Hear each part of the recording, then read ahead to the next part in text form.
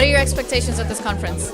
To be honest, I don't come with expectations because I feel like if I come with expectations, I don't want to be disappointed or over happy. I just want to see how it goes. Exactly. If I'm honest, I got invited by Gull to this event, and it's something that I hadn't actually spoken about before. And it's not that I wasn't into the subject, I just think it's not something you just tend to research. So I was curious to know, what do they talk about in an inclusion kind of panel, and what subjects you talk about if they actually have happened to me, for example. So, for example, I didn't know that if a man hugs you for over 5 minutes, it means something, So I'm guessing that in this conference I will find out if that happens, because I don't know where the boundaries are. Exactly. I don't know if, a guy giving me, a handshake a bit firmer than he should normally, if that means that he's, trying to sexually assault me or harass me. I'm not sure.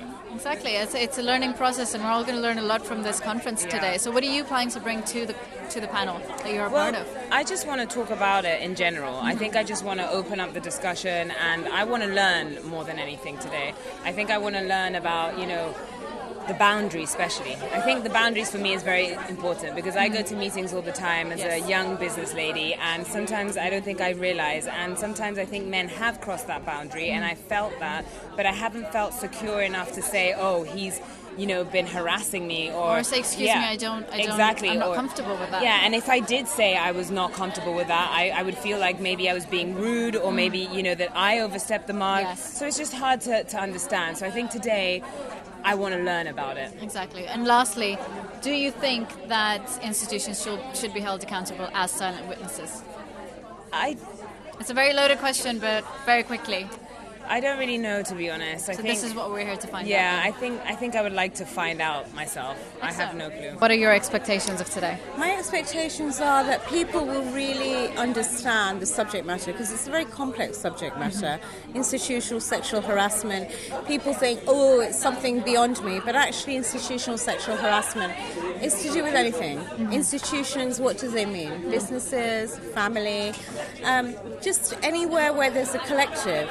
And I think that I'm expecting people to really connect with the essence of it and to be able to share their experiences. Amazing.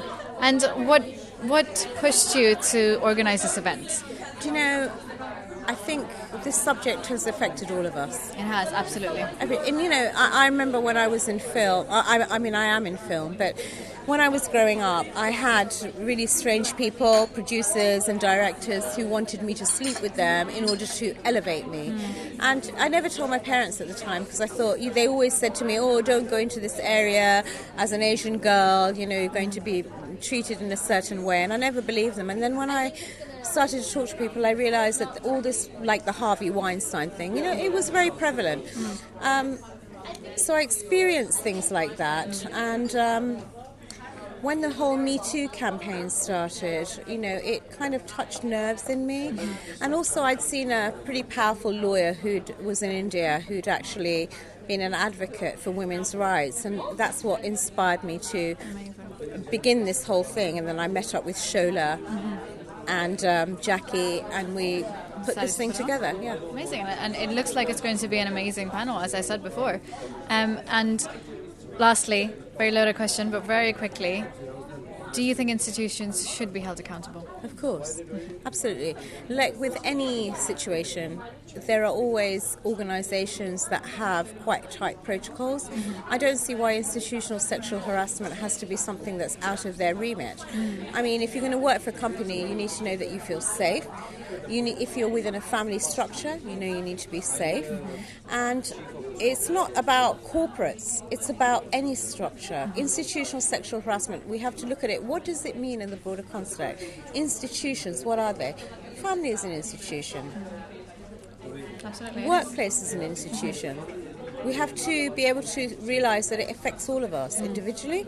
So I'm really hoping that on the tidal wave of the Me Too and the, Time's Up campaign, it's a very good time to bring this, up to light. We've had amazing sort of support from the Telegraph, a lot of sponsors that are not even on this board right now that have really given us support from behind the scenes, financially, and also from a perspective where they're spreading the information. We've done online polling.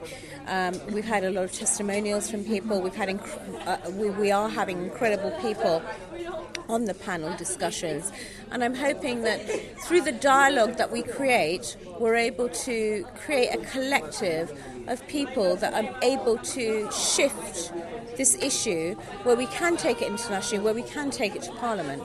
Absolutely. And that is the hope of today's conference.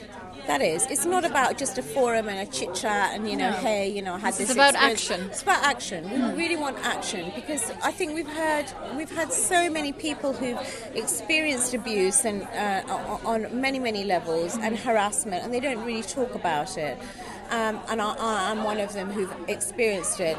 But it's now that this whole thing is coming up that I really want to feel that I'm connected to people who understand it, and lots of other organisations out there who are promoting this cause, and collectively we can really make a difference. Amazing panel planned for today. What are your expectations? Well, to be honest with you, I'm really excited about being today because obviously the concept or the topic of the sexual harassment is just something close to my heart. Mm-hmm. Not because I've been through experiences myself, but I've obviously worked with some women who had those issues. In a way, I see this as a bigger problem. Sometimes when we look at one issue, we try to pick just one out of the huge kind of like a box. It's almost like with the health. People think about prevent heart issues, but the heart problems are the problems of the whole body, physiology and psychology. So same with the sexual harassment. I see it as the issue right now that we need to bring back more of the art of communication. Absolutely. The social media created a lot of blockages, barriers and loneliness. People don't know actually anymore how to voice the emotions, how to voice their issues. And I think if we tackle that, we will improve the relationships. There will be clean and clear communication that will enable people to resolve those little things related to sexual harassment, leading to big things, just leading to the abuse as well.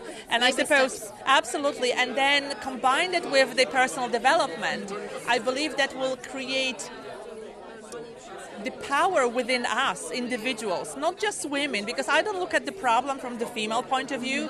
A lot of people talk about equality, but I think it's the issue with the humanity, us overall, us together, Absolutely. Men and women. And if we learn more about and understand more our needs, our human needs, basic human needs, if we understand human nature, if we can communicate and say, well, I'm not really comfortable with this, this is me, I'm not really happy with that, then we can just draw the boundaries. Absolutely. We can create and communicate something that will protect us, that will prevent the situations and issues that obviously right now they are all blown up in the media, and will prevent the manipulation that sometimes takes place when people try to use the case of a sexual harassment to manipulate or the opposition or just to get a little bit of fame or just as a revenge towards someone. And we need to be very careful. So I think, yes, I'm looking forward to the discussions. I'm looking forward to the panelists. I'm looking forward to obviously speaking and listening to Helen Pankhurst. Ah, yes, of course. and so many amazing women that were brought together. A friend of mine, Gul, actually, she is one of the organizers of the conference with her friends, Jackie and the other lady. So I'm really looking forward to the day. Amazing. And meeting extraordinary women today and learning something that will obviously help me with my career and with my personal obviously journey. So yes. Hi, how are you today? I'm really well, thank you. So I've taken a look at the panel. It looks amazing. Yeah. What are your expectations today? I think there's going to be a really diverse, set of panellists today, and we're obviously talking about a really current topic. And I'm really, from a policy point of view and from people talking from the heart, there's going to be a real breadth, I think. Absolutely. I think so as well. Yeah. And what are you bringing to the panel today? To the conference? To the conference. Well, I'm the event producer, so I'm behind the scenes. So you are bringing the conference itself? I am bringing the conference Amazing. itself. And I'm going to be looking after everybody and pretty pretty much behind the scenes, but making sure that it runs very smoothly. Nice. Okay. And lastly, the question of the day. Yes. Do you think institutions should be held accountable? I absolutely do. But I also feel like it is us as a collective. It's not just up to the institutions. I think as human beings and how we coexist, I think it is absolutely up to us all. Who are you representing today? I'm chairing a panel today, the final panel on this discussion about what to do against sexual harassment in institutions. And my panel is to do, what groundbreaking changes can be implemented. Okay. So what are your expectations from today's panels? Because I see some amazing people on these panels. Yes, I'm with Mrs. Pankhurst, who is the descendant of the very famous suffragette movement, and that's these people. So they're really very exciting, and some young people. I think one lady is quite tech savvy, and yes, she's got an app, hasn't she? Yes, she's got an app, that's right. So I look forward to hearing what she's got to say. No, I'm really in, and then there's a man from the oil and gas industry, the most male chauvinistic industry I think there is. So it'd be interesting what he's got to say. But he seems to be quite humane, and so I look forward to encouraging him to make some changes in his industry. So all good. Amazing. And so very, very quickly, do you think institutions can be held accountable as silent witnesses on sexual harassment? Well, absolutely. And I think institutions, like any workplace, need to put measures into place that, can help, affect change, really. Give freedom to men and women who work there. The sexual harassment is a complete no-no, and I think it's happened to most women on this planet. And something has to be done. 100%. And my idea is to create independent bodies within every workplace and within every institution that anybody who works there can go and voice their grievances and will be heard, and if it is a real serious issue, that will be taken up and that person will be protected, no matter whether it's the intern or the boss. And usually it does happen to the interns or to the powerless, people lower down the rank, and the young women basically. So it's very, very important that something like this is created, and it's actually a very simple step. Are you looking forward to the panel today? I've taken a look. It looks amazing. Yeah, it looks really good. I'm really excited by the diverse group of women that we have, men that we have talking here from backgrounds and ethnicities and where they're working on. So what are your expectations today of the conference? Well, I think that for a lot of us that sort of work in women's rights, and I work from a women's rights legislative perspective in America, is that we talk about women's rights all the time. Absolutely. And what I'm really excited about today is that the promise of action is that we're going to talk about it, we're going to consolidate what we've been talking about, and write up something that we can actually affect change We're actually with. writing a white paper today and taking it to Parliament, as far as I'm aware. That's what I'm really excited about. Exactly, that is really exciting. And what are you bringing to the panel today?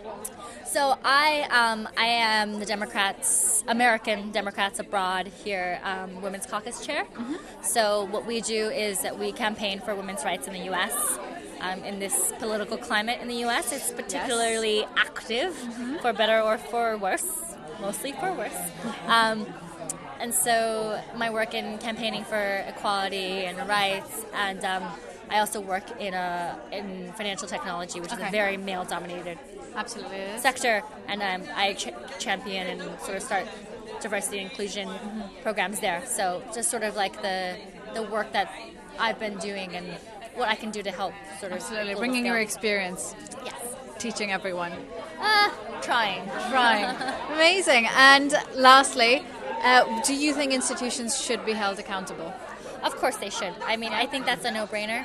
I think that we're not trying to shame and put people's names on, nothing like that. But if institutions felt like there was a reputation at stake, if they didn't fulfill promises to make sure it's an equitable, equal, healthy environment for everybody to be in, then if they don't lose anything, why would they change? So they should. I want to know what your expectations are of today's event.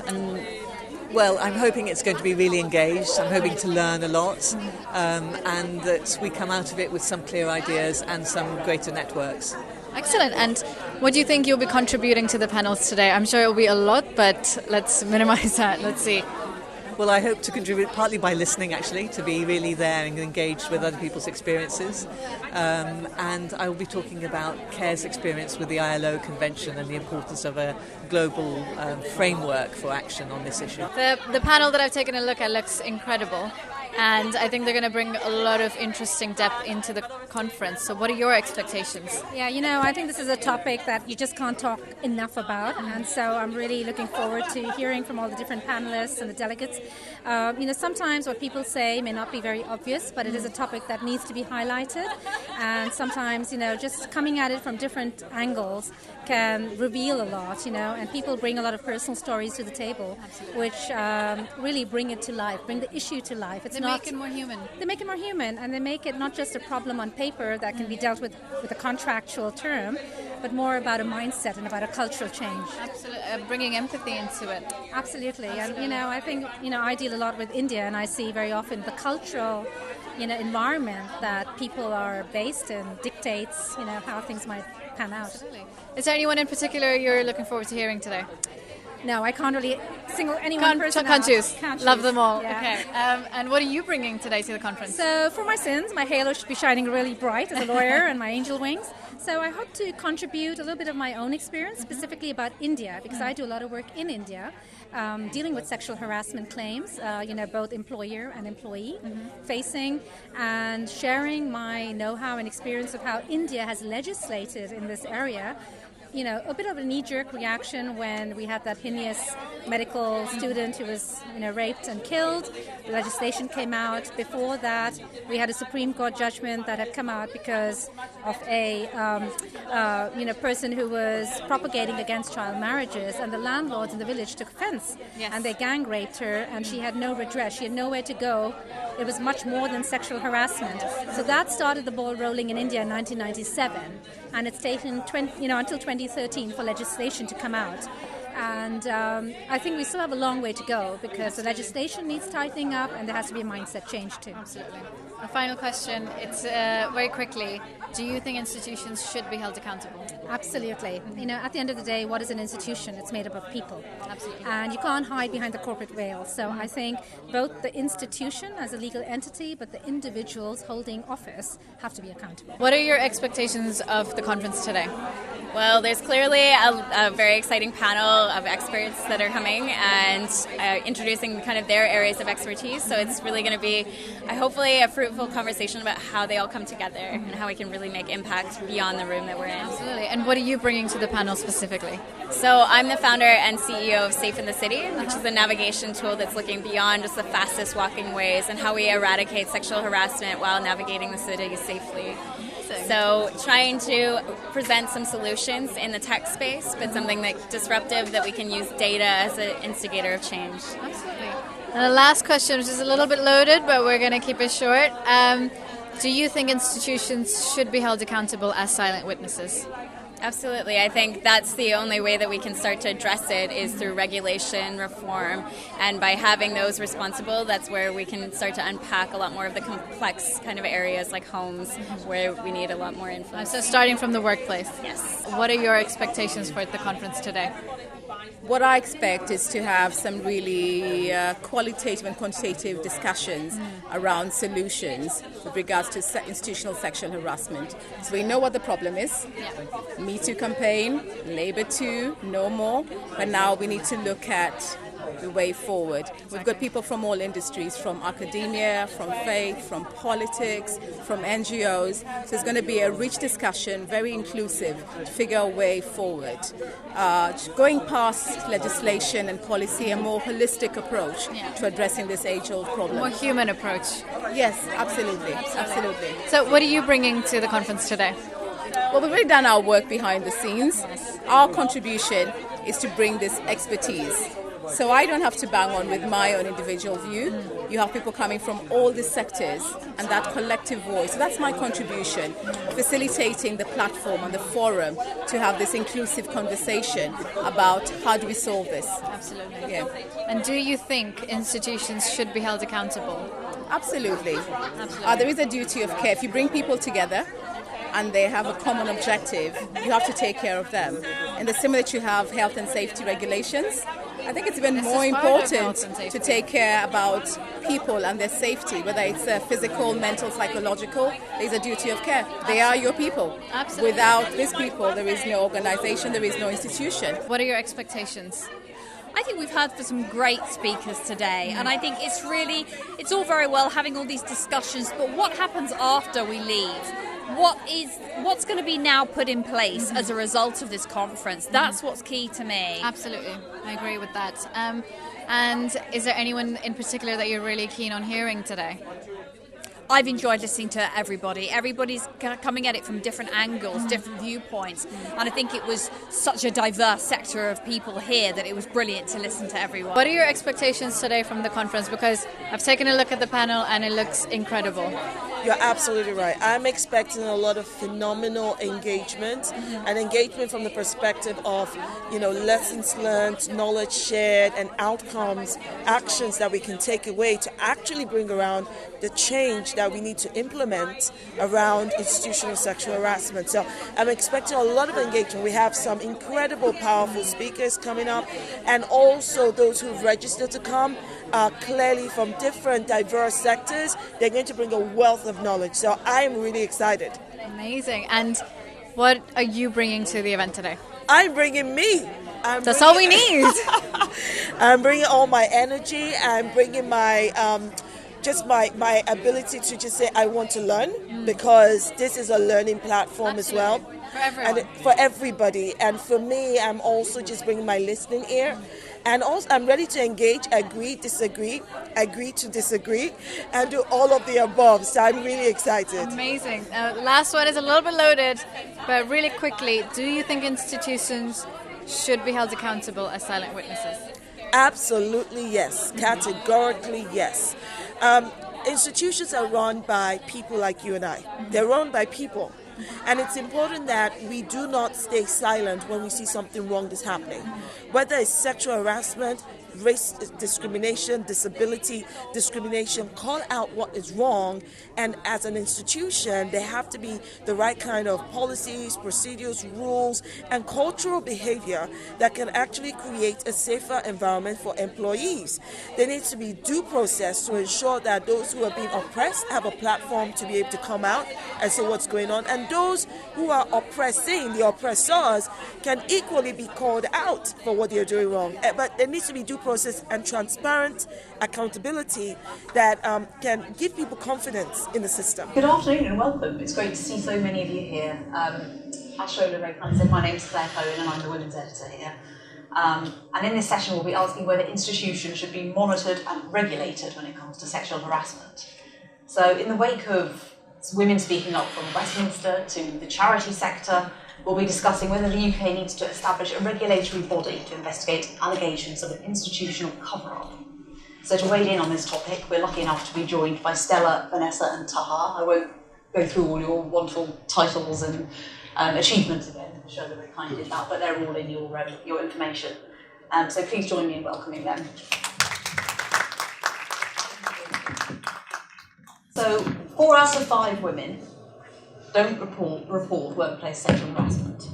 And of those that do, 3/4 say it makes no difference. And 16% say it makes things worse. Is letting organisations and institutions monitor themselves working? Just a little question. Jump in. I have just studied something on this topic, and I think institutions have to remove that checkbox approach to institutional sexual harassment and get deeper into it. So maybe handbooks have to come out. People have to be sanitized towards being more sensitive when someone is coming up to them and talking about it. The hierarchy of the institution or the top management of the company has to be educated of the findings which are in the institutions that's happening. So I think those are the things where we need to begin from. And you have countries like Austria, Australia, Finland, Iceland, Sweden, US, these countries already have a regulatory body, and they even have parliament committees which are monitoring these things right now, whereas we still need to implement those things. So I think it's fair to say that Parliament is a work in process. on this itself, let alone its capacity to actually then monitor what other people are doing. I think there's 3 questions we have to ask ourselves. First question is, why do we keep hearing the same stories again and again and again? And when I say the same stories, I'm not just talking about stories of sexual harassment or sexual abuse within institutions, but of failure of institutions and failure of cultures to change. Because actually what frightens me most about some of the work that's going on in Parliament right now is this is not news to us. We've heard these stories time and time again, and yet there is no institutional change or institutional learning. So the first question we need to ask is, why is that the case? Why is the system itself incapable of moving and changing and learning? I think the second question we need to ask ourselves is, why do people think this is about sex? Because actually it's about power. Yes. And once we start having a power-based analysis, we start having a very different way of looking at this. And I think one of the things that we found in working with people who are not, I think you have to separate out the people who are openly opposed to any form of change at all, and the people who are unconsciously opposed because they think this is about sex in the workplace, they think this is about people's relationships, and so feel instinctively uncomfortable that somehow they're interfering in the private domain. We have to change that conversation to be one about where power is being abused, because then people recognise where the influence comes from. And I think the third thing for me is, why is it that we end up dealing with consequences rather than creating a prevention culture? And the thing that worries me right now is because we're focused absolutely rightly on institutions and what happens when people come forward, we're not necessarily beginning the conversation we need to have, which is how do we prevent this in the first stage? And that is a cultural change that fits in with institutions and legislation.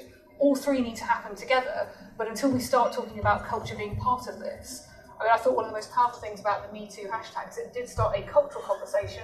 What worries me is it almost feels like that's being shut down very quickly, and what's happening now is people are focusing very narrowly on the cases that are coming forward, which we need to focus on, but we also need to say prevention is what we're looking for, not just a better system to deal with it when something goes wrong. Yeah, absolutely right. There's a lot to unpick there, and I hope we will over the course of the next half hour or so. Vanessa, where are you coming at this issue from? So I, prior to opening my own organisation, have been in HR deployment law in organisations for a very long period of time, 15 years.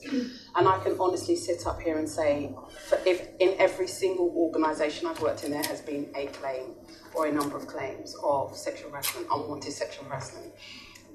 Majority of those claims from women because of men, and a small number of those claims, very small number of men from women in power, so women in more senior roles.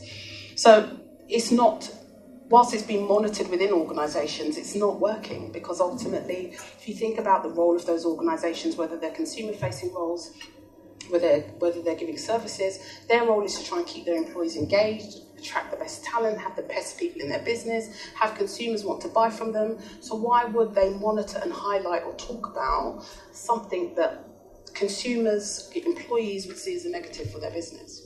So there needs to be a lot more that happens within the organisation from a cultural standpoint, from the holders of those policies. And you really need to have a think about the organisation's domination and power, mostly patriarchal at board level, and whether there's enough representation of women on boards that will help to make the change within the business culture. Do you think then that means that we are seeing or have seen an institutional cover-up? I mean, were you shocked, Stella, with the things that came out of Westminster? Horrified or shocked? The thing that I find shocking now is that those things first started coming out in November, and let me say that's at least the second wave I can remember in my lifetime. We're now in March, and we're no further forward. We started to have conversations about particular structures. Actually, that's me being unfair. We have made some progress in that people recognise that we need a system to deal with all of the complaints. But in terms of actually the complainants that have come forward, the issues that are being dealt with, I have to say, both myself and Jess Phillips and Anna Soubry and Caroline Lucas have been pretty open about this. We're seeing colleagues who've been accused of some pretty serious things, basically keeping their head down for a while and then coming back and sitting on the benches, and there's not clarity about what is happening. And I think, as I said, that you've got to get to the point where you have a preventative culture, but you also have to show that when something happens, this isn't about reputation, this is about the victims, and this is about taking cases seriously. I'm not sure if we're there yet. If I'm honest, I'm not sure I've seen anyone who's there yet, and I think that's a really important one. So I think what Parliament should get credit for is it's starting to face the challenge, but it's taking us 6 months to make pretty small progress. And I think people across all the House would say that.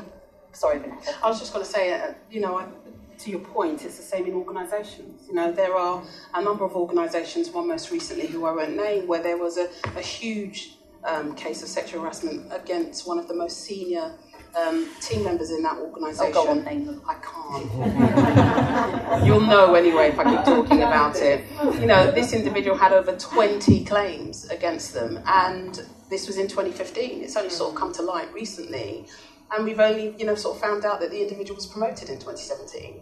So it's also important to note that an individual who was a senior woman within that organisation at the time, who's now gone on to another organisation, afterwards, after it's become apparent, has sort of stepped out and said, me too. So what stopped her from doing it then and at that time? And why is she doing it now in the safety of her new environment? You know, is it because this individual in this organisation who was doing this against these women, is it because he was responsible for, you know, a third of the income of that organisation? So there has to be change, because it's not working. I think that's why it's so important to focus on power rather than sex, because I think that's what stops people recognising this is about abuse of power, and therefore it's very difficult to challenge the powerful. And why do you need a process? Why do you need independent process? Why we're pushing very hard in Parliament, not just to have an initial independent person talk to you about what your concerns might be, but have independent people investigating things.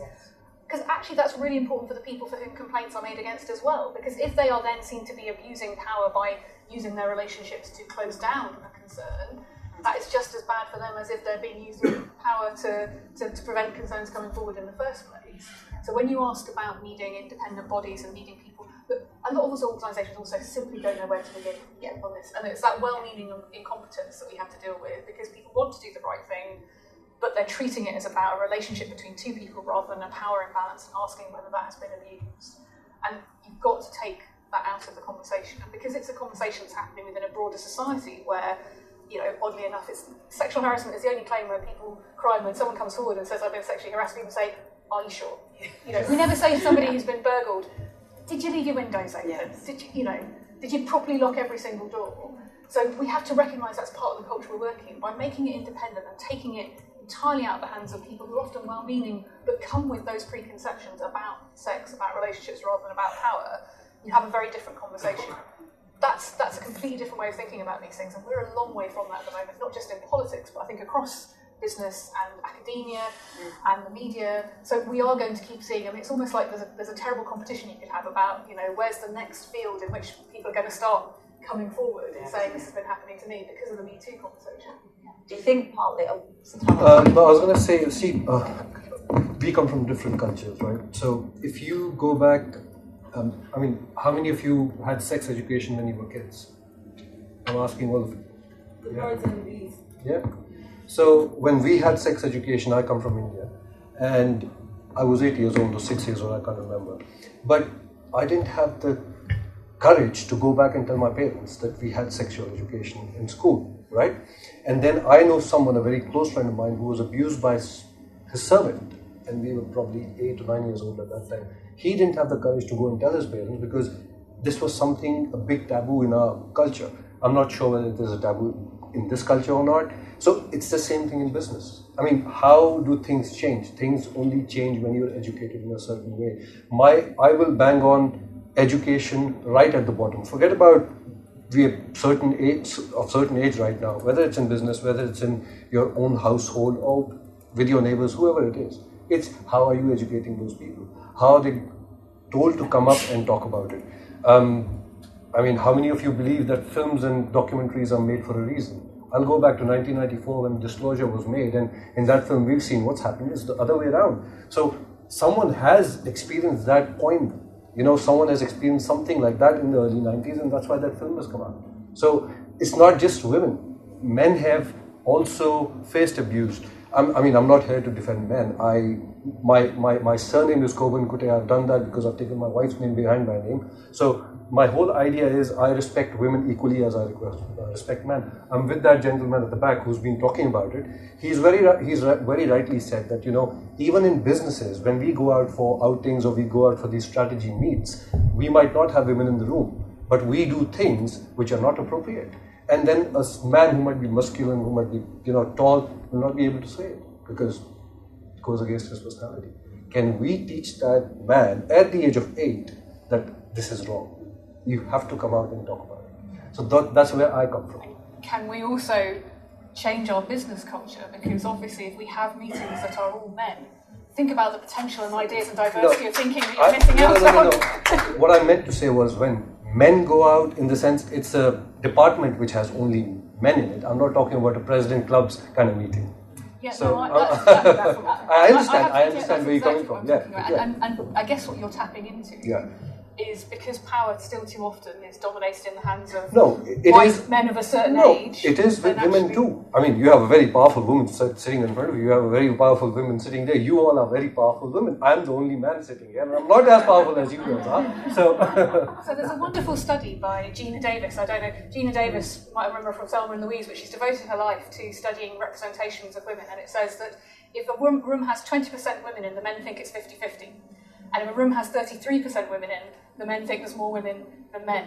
The reason why we're here is we are the exception rather than the rule. That's the change we have to make in society. Because the Baroness, myself, I'm only 30% of our parliament in the UK is women. We have a long way to go before we have the kind of diversity we'd love to have. Then you have to go back to the 1920s and talk about why was the voting rights and the property rights given at that time? Why weren't they given before? Or in the Victorian times or the Alexandrian? I mean, the argument cannot stop at one point. The argument will go on and on and on. It just depends where is it that we can meet and agree.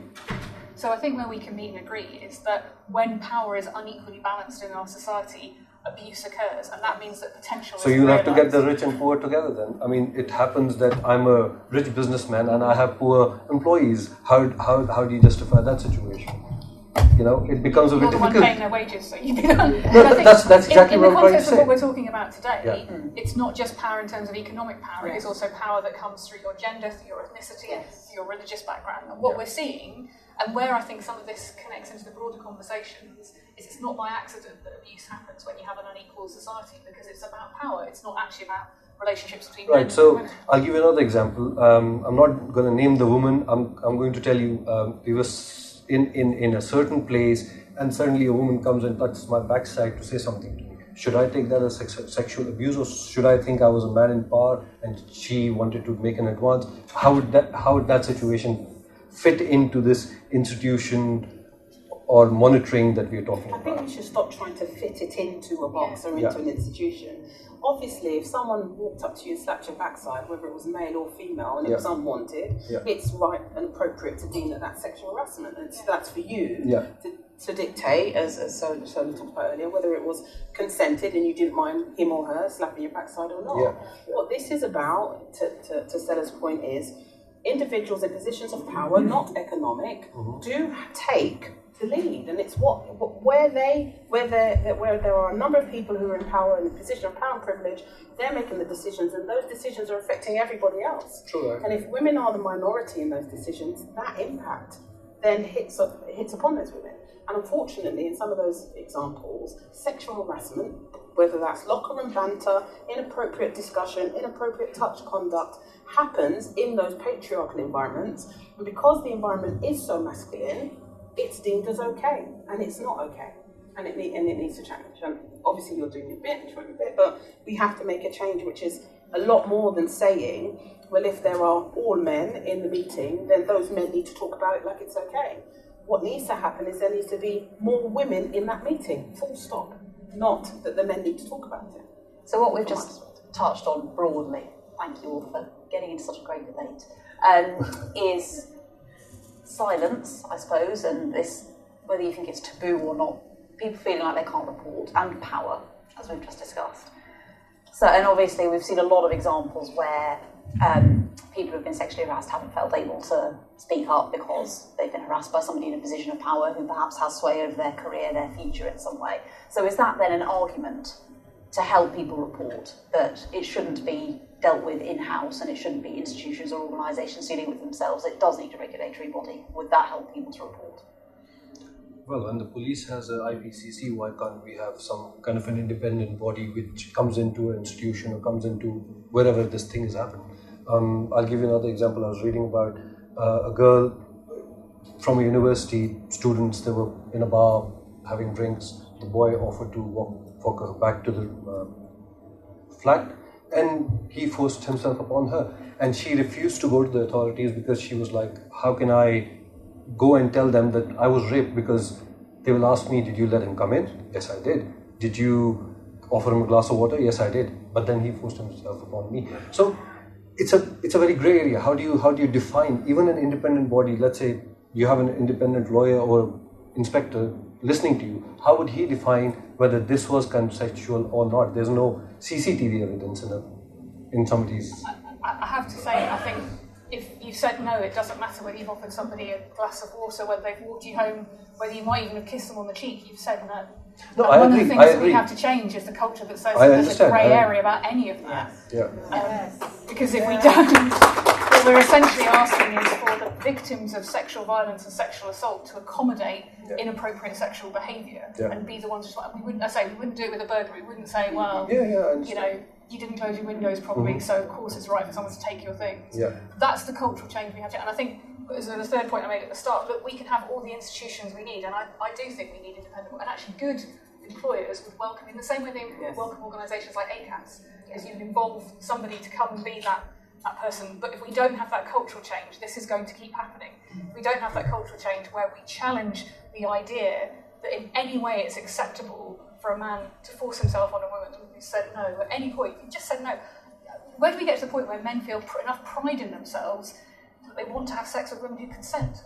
You know, that we change the conversation, the culture that says that somehow it's about how women accommodate inappropriate behaviour rather than us saying this is inappropriate behaviour, all of us benefit when we change it, then actually the best systems won't work in a society that's broken. I think in my role with my sort of HR consultancy hat on, a lot of the times when I'm asked, but I'm asked by organisations to do many things, small and large, but most recently I have seen a significant uplift in my services for going into an employment situation where there's a ER case, which is a sexual harassment case, where they want absolute impartiality. So I'm going into these organisations because they want to ensure, one, that individual, be it male or female, feel that their case is really being heard and that there's going to be no comeback, no comeuppance, and that the outcome of that case will be heard by an independent individual who can give true decision based on impartiality and the advice that was given. So I have seen that happen. I do think there is a need for an organisation outside of the organisations, and I think that ombudsman, that regulatory organisation, needs to do more than assess, monitor. There needs to be forms of penalty. There needs to be something from it. If I think about some of the women that I've helped through sexual harassment claims, the women that take it to the end, by the end of it, are either exhausted and can't work again, or are one-off. The majority of the women that I've supported through some of these claims do not make it to the end of the claim. And there's a reason for that. They feel vilified by the organisation, they're facing a judge, or they're facing an employment tribunal lay members who potentially are mostly men. It's men in the organisation, the judges are men, the barristers are men, and they get to a stage when they say, I'll just settle, or I'll just walk away because I don't want to take it any further. Do you think we need to take a regulator then even wider than looking at individual cases, and with all an environment at the moment where pay gap transparency reporting is almost upon us? Do we need similar sort of transparency targets to hold employers up against? And one of the crucial things we really need, because one of the things that worries me is we're seeing an awful lot of non-disclosure agreements being brought into this, and actually we have no monitoring about how they're being used and what the impact of them is, especially when it comes to somebody who may be predatory within an organisation, what an organisation is then doing. Actually the law exists that you have responsibilities, as we saw with the President's Club with the employers, to create a safe environment. If non-disclosure agreements are either inadvertently or advertently stopping employers from tackling those kind of issues, and actually we need to deal with how NDAs are being used. You can't do that on a case-by-case basis because for the various reasons people might have signed up to them, but an independent body that was monitoring the use of them might well be a very cleansing moment. I have to say the pay gap, as somebody who's doing it, is a good parallel on that, because one of the things that's really worrying me about the pay gap stuff right now is we're seeing an awful lot of organisations responding to the conversations that are starting to happen by trying to shut people down. What the BBC has done to women working in the BBC, wanting to talk about the pay gap and equal pay and what it means as opposed to fair pay, telling them that they have to ask their employer if they want to speak publicly, is a really worrying and chilling impact on our capacity to make that legislation actually have a meaning. The same thing could happen on sexual harassment, unless we're clear that people have a right to speak up and a right to be heard. So what does accountability look like to you? What would the penalties be? Before I come to that, I would say we have a psychiatrist friend sitting in the audience here. No, I'm going to say something else. So we can have surveys which can go out both for pay gap and for sexual harassment, and people don't have to really come out in front of everybody and talk about it. They can be in in their own zones or in a clandestine affair. It can be the information can be exchanged. And when it comes to that point where the person has to confront each other, it is done in a closed room. Why do you need to make the woman feel that, hey, there are 10 men in this company and I will be abused or I'll be, looked on upon or something like that? Why can't it be done in a manner like this? So one of the concerns I would have is asking anybody making a complaint about sexual harassment to face the person that she or even he was complaining against. It's completely inappropriate to ask someone to face that person when they have abused their power in that way. I'm not saying they have to face. I'm saying it could be done this way. It is not necessary that they have to face each other. It could be done independently. But what I'm trying to say is, I think we have to be very clear when we're trying to get the right regulatory framework is that no complainant should be made to directly face. That in fact, the best model is probably having somebody independent who assesses both the cases and then can ask questions of the defendant and the complainant. Yeah.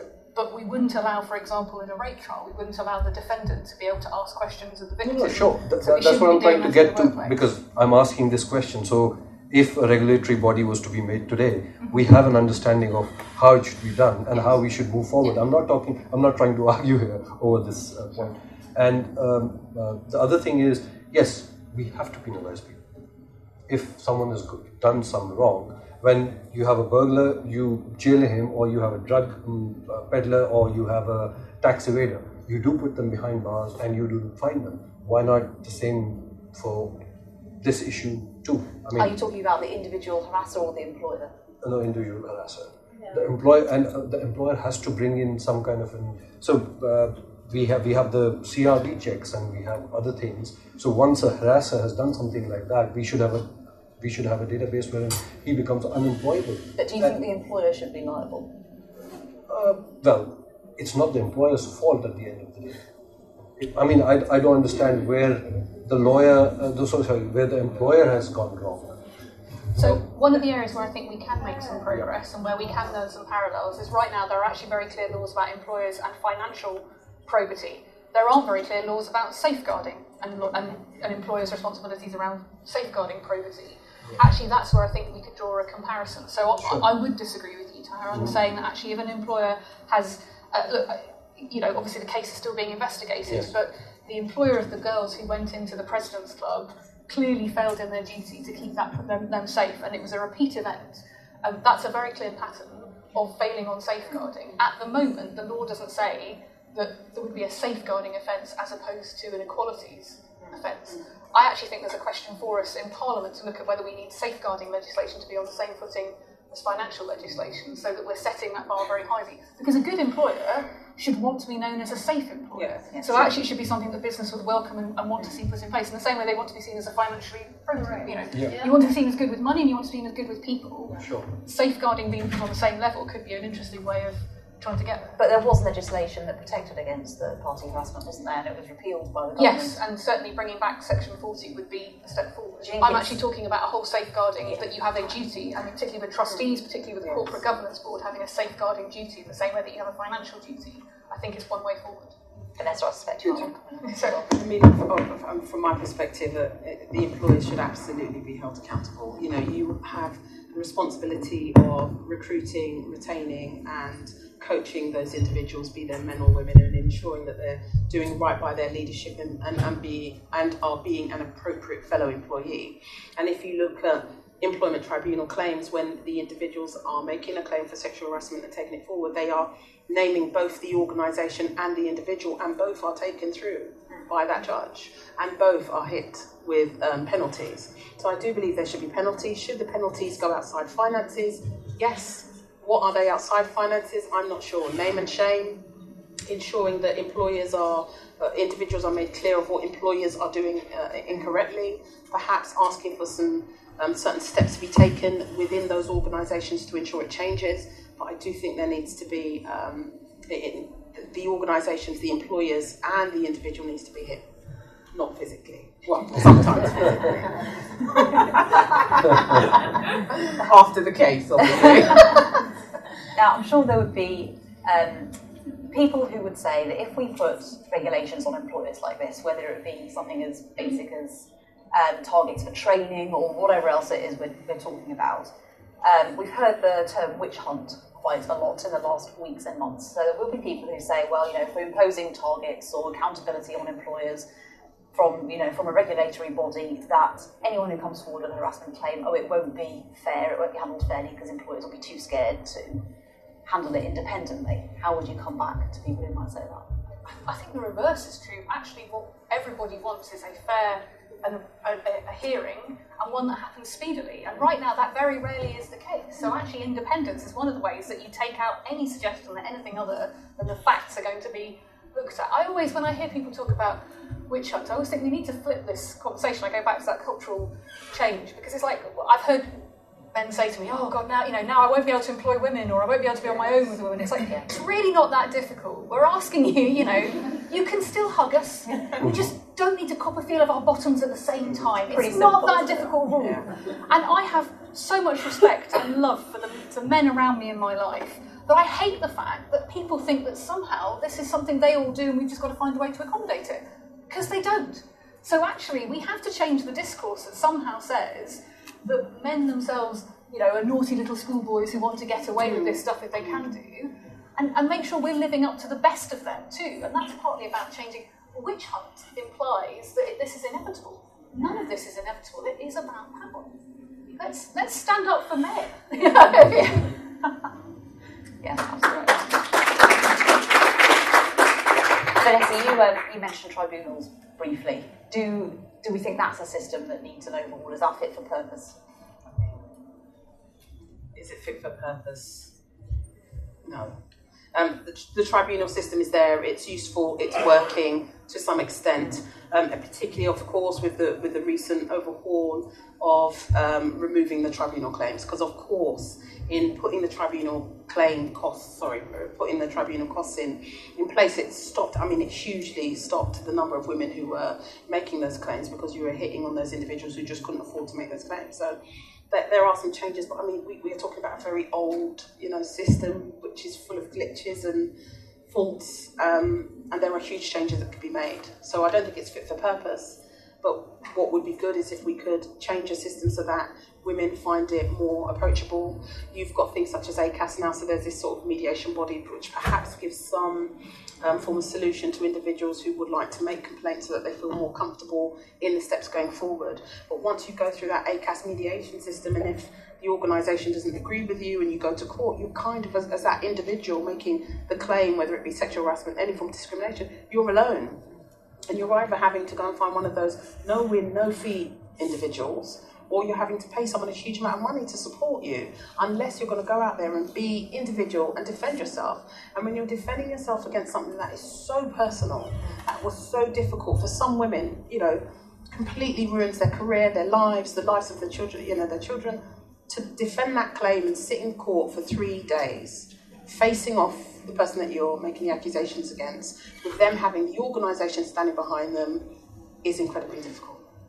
I think we have to be really clear on this about why it has to change, because taking away people's access to justice, and actually I'm not one of those people who's kind of people are saying, all these Hollywood stars complaining, this is just an indulgence. But actually, because every case of sexual harassment needs to be investigated as far as I'm concerned, but we do have to recognise that access to justice for those people, the women in Tesco's who want to come forward will find it much harder because they don't have access to money, because this is about power versus powerless. When you talk about a rich person versus a poor person, there's power contained in that. So your power to defend a claim is much stronger than a member of society. I'm not suggesting that you have that impact, but and our process, it doesn't recognise the damage it does to our society when justice is denied. And yet what's happening with our tribunal process at the moment is justice is all too often being denied, and we've seen the massive drop-off in claims. If people had concerns about the system, what they needed to do was improve the way in which decisions were made, not stop people being able to bring forward a claim in the first place. So that absolutely has to change, because that's why we've set up the Time's Up Fund in the UK, is to start being able to help women come forward and access justice, because right now they can't under our state laws, and that's a problem. Yeah. Vanessa, you mentioned then how personal these claims are, obviously, to the women involved. It seems to is that something we think fundamentally institutions and organisations are struggling with, sort of almost a paradox between treating people who are making claims sensitively, but also putting these kind of code of conducts or processes in place? Are they kind of struggling to marry the two things? I do think, if you think, I mean, I was one myself, I still to some extent am, but if you think about who are the owners of those processes, policies, procedures, you know, the HR practitioners, the directors, the HR business partners, we have a responsibility to ensure that those claims are heard. And I realise I'm making this very much about organisations, but we have the responsibility to make sure that this claim is heard, that this individual feels that they're being treated fairly, that they're being treated sensitively, and that they feel that their grievance and their complaints are working. But at the same time, we have a responsibility to that organisation as a HR practitioner. You do. You're trying to protect the organisation at the same time. Does that mean that you don't look after the claim in the right way for the individual? No, it doesn't. I would hope not. Certainly myself as a HR business partner and director over many years, I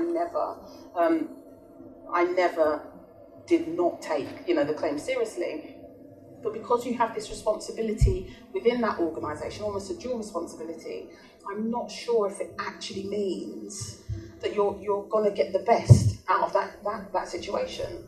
And so having another way is going to be quite critical for the organisations to make it work. I'm interested to hear you sort of mention, and we talked all about directors and board members, but isn't part of the problem that even if we, I guess this is going back to your point about prevention, Stella, even if we sort of really get them to understand the process and how important this is, that actually a lot of the problem is probably at middle management or exec level, and are we I think it's also struggling to get that done? We absolutely need to sort out legal redress. But one of the things that's missing in this conversation, so my inbox is full of women coming forward now wanting to talk about experiences they've had.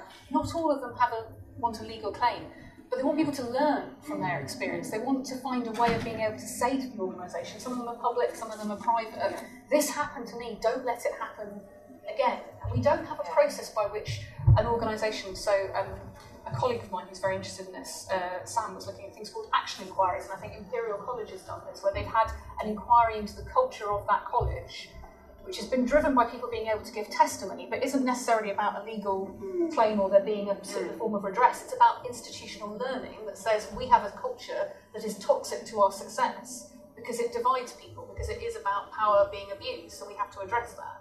And one of the things I'm very mindful of is, whilst we want to be able to investigate individual cases, you're not going to get that cultural change until you have a culture that says it's a matter of course that we maybe would have somebody come in with us and hold a mirror up and say, these are the things that are happening in your organisation, these are things that you want to change. Just in the way that you might get somebody to come in and look at your productivity, why are we not getting people to come in and look at the culture of an organisation to help them be an employer where women want to be in the room working with them, as well as, because then you're more likely to get the best out of your work. So how are we going to get to that place, and quickly? Well, so I think this goes back to your idea about the independent body, and that independent body being able to help in the kind of way that ACAS does in terms of particular cases, but also being somewhere that's monitoring the use of forms of things like non-disclosure agreements, looking at safeguarding policies, perhaps looking at how we can change the law about making safeguarding a formal corporate governance requirement, and then also being an organisation that can do those kind of pieces of work they've done at Imperial College, which I think is a really brave and powerful thing to do, to say, actually, help us get this right. That could be a really positive role within our society. Absolutely, people will say, bureaucrats, more regulation, but they said that about financial control, and now we recognise how important and powerful it is. So I think it's about changing that culture. So this is too important to get wrong.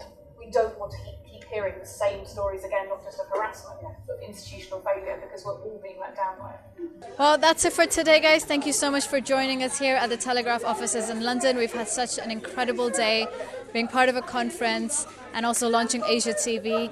Stay tuned for more news and updates.